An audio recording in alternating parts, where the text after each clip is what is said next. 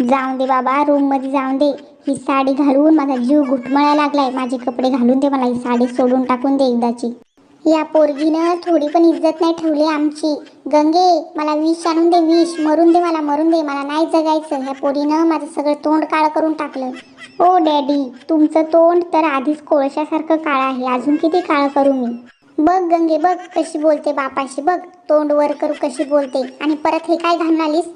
ओ daddy, मला साडीमध्ये लई गुदमरल्यासारखं होत होतं, म्हणून मी माझे कपडे घालून आले. मी साडी सोडून टाकली.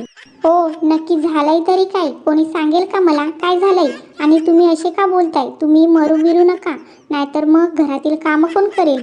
कपडे भांडी झाडू कोण मारेल? तुम्ही मरू बिरू नका. एकटीला मला एवढी कामं होणार नाही, पण तुम्हाला झालंय तरी काय? तुम्हाला मरायचं का आहे? देवा देवा देवा, ही पोरगी माझा मोठा नमुना, पण तिची ही आई तिच्यापेक्षा मोठा नमुना.